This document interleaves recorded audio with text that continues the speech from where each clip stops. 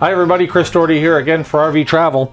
Now I wanted to spend a few minutes with you talking about the water coming into your coach from the city water connection.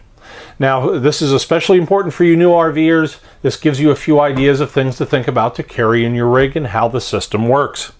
Now right from the city water spigot, the first thing you need to be worried about is too much pressure.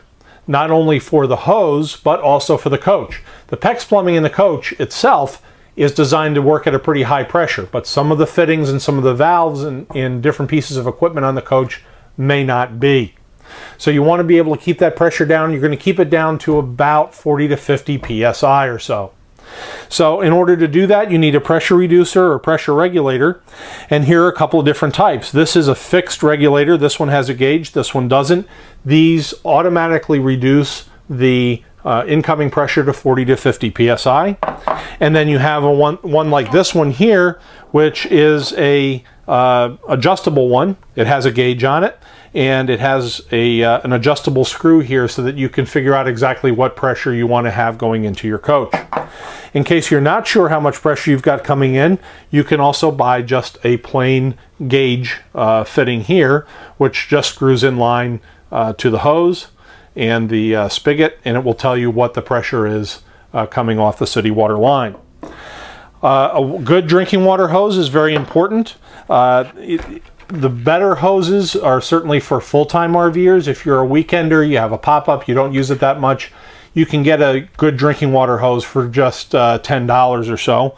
This type here is especially good for full-time RVers. This is a heavy-duty hose by Camco, and this is a 25-footer. They come, drinking water hoses come up to 50 feet and as little as 10 feet. The thing that you need to keep in mind, though, is that a regular garden hose is not appropriate for using for drinking water. Especially as they sit in the sun, they will leach out plastics and chemicals into the water, which will give it a bad odor, a bad taste, and could be harmful for your health. These are all certified to be safe for drinking water. So you want that kind of a hose. Remember, a drinking water hose. Now, if you're going to fill the fresh water tank on your coach, this isn't a bad device. I've had this for a lot of years. You can see it's kind of worn, but this is just a clear plastic tube. I think Camco makes this. I'm not 100% sure. And you put your hose on here, or you put a shut-off fitting, like I have these brass shut-off fittings that I just get at my home center, and this allows me to put the hose into the fill on the side of the coach, and I don't have to keep my hand on it the entire time. Now when you're hooking up to the side of your coach for your city water, you want to take a little bit of the pressure off the hose so that it doesn't kink, and these 45 and 90 degree fittings help to do that.